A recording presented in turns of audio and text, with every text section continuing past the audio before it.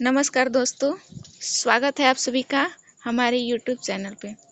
दोस्तों, आज हम अमेरिकी कांग्रेस के बारे में चर्चा करने वाले हैं, तो आप अंत तक हमारे इस वीडियो में बने रहिएगा। फिलाडेल्फिया सम्मेलन के जो सदस्य थे, अमेरिका में द्विसदनात्मक व्यवस्थापिका की आवश्यकता पर लगभग एकमत थे। अमेरिका में उपनिवेश काल में भी मतलब उस समय जब ब्रिटिश का शासन था उस काल में भी अधिकांश राज्यों में द्विसदनात्मक प्रणाली को ही अपनाया गया था। यानी कि व्यवस्थापिका के उस समय भी लगभग जितने राज्य थे, जो 13 राज्य थे, तो लगभग सभी राज्यों में 2 सदन थे। और परिसंघ के अंतर्गत अपनाई गई जो एक सदनात्मक व्यवस्थापिका थी, वह नितांत रूप से देखा जाए तो असंतोषजनक और असफल थी। अतः संघात्मक व्यवस्थापिका को अपनाने के कारण भी द्विसदनात्मक व्यवस्थापिका को अपनाना जो है उस समय आवश्यक समझा गया। अतः वहां पे संविधान के प्रथम अनुच्छेद में कहा गया है कि इसके अंतर्गत प्रदान की गई व्यवस्थापन संबंधी समस्त शक्तियां जो होंगी संयुक्त राज्य की एक कांग्रेस में निहित होंगी। जैसे भारत में हमारे यहाँ पार्लियामेंट है, वैसे ही वहां पे व्यवस्थापिका जो है वह कांग्रेस है। वहां पे कांग्रेस के जो हैं 2 सदन हैं, एक है सीनेट और दूसरी है प्रतिनिधि सभा। लेकिन यदि देखा जाए तो व्यवहार में कांग्रेस को न केवल विधायी, अगर इसकी शक्तियों के बारे में बात करें तो इसकी शक्तियां न केवल विधायी हैं बल्कि प्रशासनिक और न्यायिक शक्तियां भी इन्हें कुछ प्राप्त हैं। तो चलिए एक एक करके इनकी शक्तियों के बारे में देखते हैं। इसकी पहली शक्ति है कानून निर्माण संबंधी कार्य। कांग्रेस का प्रथम और सर्व प्रमुख कार्य जो है वहाँ कानून निर्माण करना है। संघात्मक व्यवस्था होने के कारण इस संबंध में कांग्रेस को सीमित शक्ति ही प्राप्त है, असीमित नहीं। क्योंकि संघात्मक व्यवस्थापिका का गुण ही होता है कि यहाँ पे जो शासन की जो शक्ति होती है वह केंद्र के साथ साथ राज्यों में भी बटी हुई होती है। अतः वहाँ पे चूंकि संघात्मक व्यवस्था को अपनाया गया है, इस वजह से कांग्रेस की जो शक्तियां हैं कानून निर्माण के संबंध में थोड़ी सीमित हो जाती हैं, क्योंकि कुछ शक्तियां जो है कानून निर्माण संबंधित वह राज्यों को प्रदान की गई हैं, कुछ विषय जो है राज्यों को प्रदान किए गए हैं। इनकी अगली शक्ति है चुनाव संबंधी कार्य। राष्ट्रपति के चुनाव में मतगणना कांग्रेस के दोनों सदनों के सम्मुख होता है। कल की वीडियो में मैंने अमेरिकी राष्ट्रपति के बारे में जब बताया था तो उस समय बताया था कि जो भी बहुमत जिस सदस्य को भी मिलता है उसे कांग्रेस के समक्ष, कांग्रेस के अध्यक्ष के समक्ष प्रस्तुत किया जाता है। अतः राष्ट्रपति के जो चुनाव में मतगणना होती है वह कांग्रेस के दोनों सदनों के सम्मुख होती है।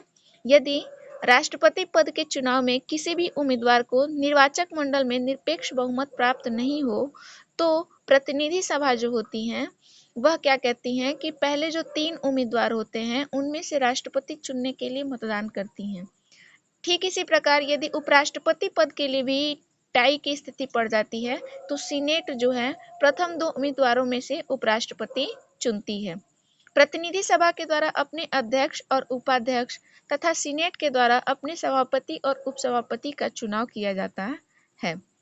इस प्रकार चुनाव संबंधी कार्य भी कांग्रेस के हैं। इन चुनाव के अतिरिक्त वह कुछ कांग्रेस का जो प्रत्येक सदन है अपने सदस्यों के चुनाव और उनकी योग्यताओं का भी निर्णय करता है। अतः चुनाव की शक्ति जो है कांग्रेस की वह अत्यंत व्यापक स्तर पर देखी जा सकती है। इसकी अगली शक्ति है कार्यपालिका संबंधी शक्ति। संविधान के द्वारा कार्यपालिका शक्तियां राष्ट्रपति को प्रदान की गई हैं, परंतु कांग्रेस और प्रमुख रूप से देखा जाए तो सीनेट राष्ट्रपति के इन कार्यों और शक्तियों में भागीदार है। राष्ट्रपति की नियुक्ति करने और संधियां करने से संबंधित शक्तियों पर सीनेट के द्वारा प्रभावशाली रूप में नियंत्रण रखा जाता है। युद्ध की घोषणा जो है केवल कांग्रेस के द्वारा ही किया जा सकता है। यानी कि यदि आंतरिक अशांति या फिर किसी प्रकार का कोई विद्रोह होने की घटना होती है तो राष्ट्रपति जो है युद्ध की घोषणा तभी कर सकते हैं जब उसे कांग्रेस के द्वारा स्वीकृति मिल जाती है। इनकी अगली शक्ति है प्रशासन का निर्देशन तथा नियंत्रण करना। कांग्रेस का एक कार्य जो है प्रशासन का निर्देशन और नियंत्रण करना भी है। कांग्रेस द्वारा प्रशासनिक एजेंसियों और सेवाओं की स्वयं व्यवस्था की जाती है तथा उनके कार्य भी उन्हीं के द्वारा, कांग्रेस के द्वारा ही निर्धारित किए जाते हैं। इनकी अगली शक्ति है जांच पड़ताल करना। निर्देशन और नियंत्रण से ही संबंधित कार्य जो है जांच पड़ताल करने का है। कांग्रेस को प्रशासन में व्याप्त भ्रष्टाचार की जांच करने या अन्य किसी मामले की जांच करने के लिए जांच समिति नियुक्त करने का अधिकार होता है। वर्तमान समय में कांग्रेस जो है जांच पड़ताल के इस कार्य का कांग्रेस का जो जांच पड़ताल का कार्य है इसका महत्व दिन प्रतिदिन बढ़ता ही जा रहा है और कांग्रेस ने अनेक ऐसे महत्वपूर्ण विषयों में जांच कर शासन कार्यों को महत्वपूर्ण रूप से प्रभावित भी किया है। इनकी अगली शक्ति है नवीन राज्यों को संघ में प्रवेश देना। कांग्रेस कानून द्वारा नवीन राज्यों को संघ में प्रवेश देती है। जैसा कि देखा जाए तो प्रारंभ में अमेरिकी संघ जब बना था उस समय केवल 13 राज्य थे, परंतु वर्तमान समय में अब अमेरिका में, संयुक्त राज्य अमेरिका में 50 राज्य हैं और इन 50 राज्यों की 50 राज्यों को प्रवेश की अनुमति जो है कांग्रेस के द्वारा दी जाती है कानून बनाकर। इनकी अगली शक्ति है वित्तीय कार्यों से। कांग्रेस का एक महत्वपूर्ण कार्य जो है राष्ट्रीय वित्तों पर नियंत्रण करना भी है। यद्यपि बजट ब्यूरो के द्वारा राष्ट्रपति के निर्देशन में तैयार किया जाता है, लेकिन बजट कांग्रेस के द्वारा ही पारित किया जाता है और ऐसा उसके द्वारा उनके द्वारा बजट में अनेक महत्वपूर्ण परिवर्तन भी किए जाते हैं। कांग्रेस अपनी इस शक्ति के आधार पर कार्यपालिका विभागों के कार्य संचालनों को भी प्रत्यक्ष रूप से प्रभावित करती है। इनकी अगली शक्ति है न्यायिक कार्यों से संबंधित।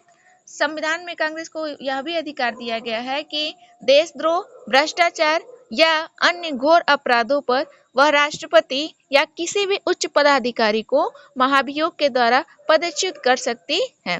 अतः यदि देखा जाए तो कांग्रेस की जो सैद्धांतिक दृष्टि से ये जो शक्तियां हैं वो भले ही सीमित दिखाई गई हो, लेकिन व्यवहार में इनकी शक्तियां अत्यंत व्यापक हैं। तो दोस्तों, आज की वीडियो आपको कैसी लगी कमेंट बॉक्स में जरूर बताएं तथा मेरी अगर अच्छी लगे तो वीडियो को लाइक तथा अपने साथी दोस्तों के साथ शेयर करना ना भूलें। थैंक यू दोस्तों।